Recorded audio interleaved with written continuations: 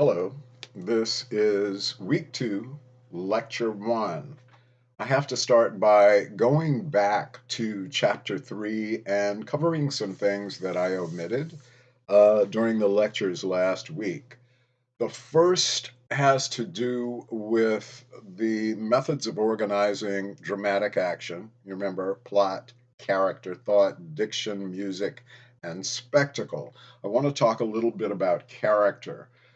I said that character is revealed through actions, through what the character says, through what the character does, through what other characters say about the character, but character is also revealed through stage directions. In a play, as we said, it is written in dialogue, but uh, oftentimes in between sections of dialogue, there will be a section that describes, for example, if a character makes an entrance, the playwright will, in some cases, describe the way the character enters a room.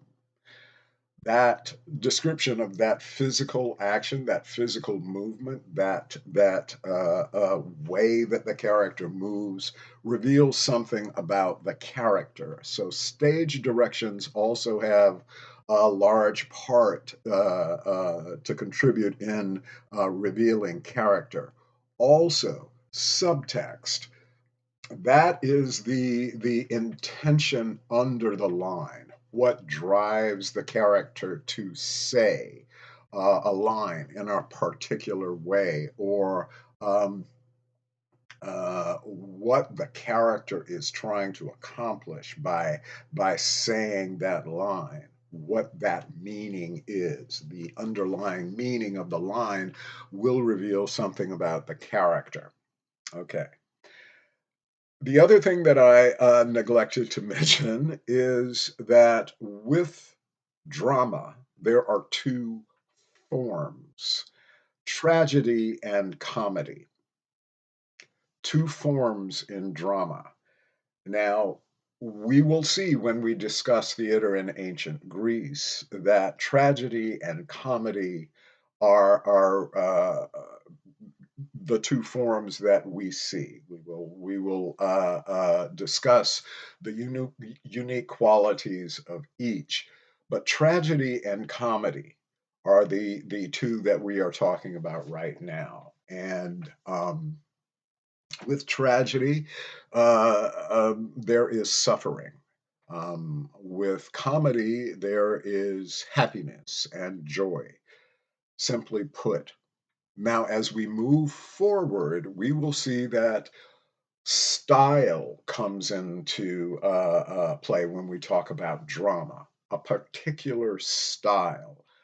Style has to do with the way the story is told, the way the play is presented.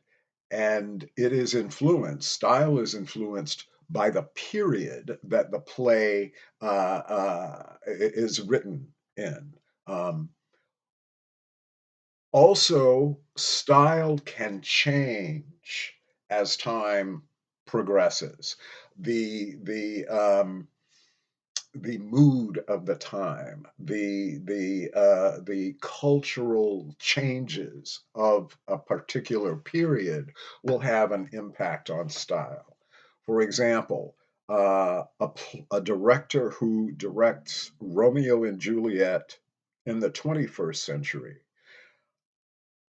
will have a at his disposal so many elements that a director directing the play in, say, the 19th century did not have. I mean, his take on storytelling is influenced by the period.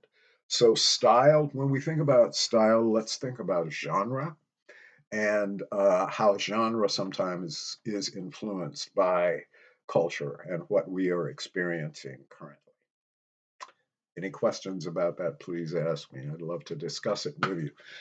Now, I omitted something else. For our week two, I did not include in our discussion or on the syllabus, or anywhere for that matter.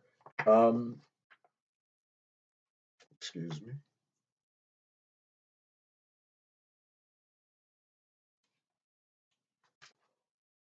Chapter 12, Theatrical Space and Production Design. Very important. When we enter a theater, our first reaction has comes from what we see, um, how the space affects us. How do we feel? For those of us who have ever been to a Broadway theater, usually when you walk into the lobby of a Broadway theater, it is beautiful, polished tile floors, brass railings with red velvet rope and carpeting, and the interior of the theater itself is beautifully decorated, and the seats are comfortable, and your view of the stage in this big space is just overwhelming. And you sit there and you think to yourself, well, what I'm about to see here is going to be impressive. I'm certain of it. But compare that experience to going to an off Broadway theater, or a smaller theater somewhere else outside of New York, or, for example, your experience going to a community theater here in Sumter or in Columbia. Usually the theater is going to be smaller, more intimate, and you're not going to have all of those um, fancy bells and whistles and ornate decorations that you found in your Broadway theater. That may also have an influence and an impact on your experience of the play. Who knows, it might make you feel even more comfortable and actually able to enjoy the play even more. But that experience, when you walk into the theater, has an impact on you. The audience responds to that environment. When we talk about stages in theater, that area where the performance is set, there are four types of stages. The first and the most common is the proscenium stage. It's basically a framed area. It is a stage with a picture frame around it. It dates back to the Italian Renaissance, and the original structure.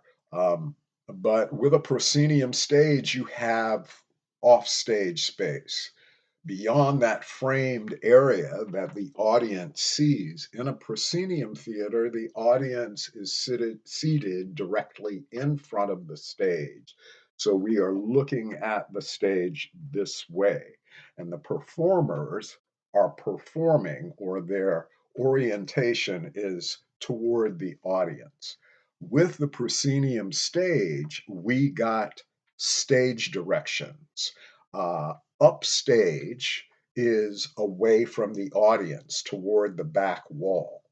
Downstage on a proscenium stage, if an actor is moving downstage, they are moving toward the audience. Stage right and stage left are from the actor's point of view as they are facing downstage. And if you're standing in the middle of the stage, you are at center stage. Also, with a proscenium stage, you have offstage space.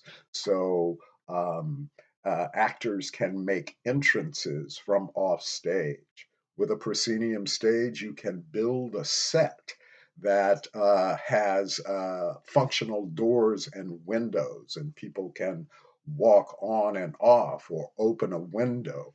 You also have a backstage area.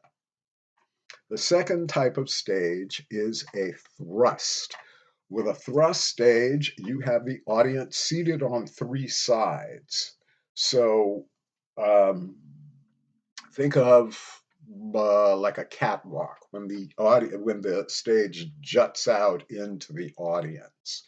Um, The thrust stage presents challenges because with a thrust, you're not performing directly out toward the audience. The audience is seeing the performers from three sides. That provides opportunities for staging, but also challenges with staging, making sure that the placement of set furniture, things like that, do not block the audience's view of the actor. The third type of stage is an arena stage. In theater, it's called theater in the round. That's when you have the audience seated all around the center playing area. When we talk about theater during the 5th century BC in ancient Greece, we will be talking about theater that is performed in arenas. Um, there's a beautiful arena theater on the University of South Carolina campus called Longstreet. It is a wonderful arena theater. If you ever have an opportunity to see it, go over there and take a look or see a show there. Finally, you have what is known as the flexible stage. Basically, that is left up to the theater or the director and what is needed for the production. A flexible stage can be any orientation as long as you have some platforms. You can arrange them in whatever way is necessary for your production. So you could create an arena. You could put your platforms in the center and put the seats around it. You could create a thrust. You could even with some draping and some curtains. You could create a proscenium stage so that you have created a framed area. So those four types of stages. Proscenium, the most common, thrust with the audience seated on three sides, arena with the audience seated all around a center playing area, also known in theater as theater in the round, and finally, the flexible stage. I'll be back.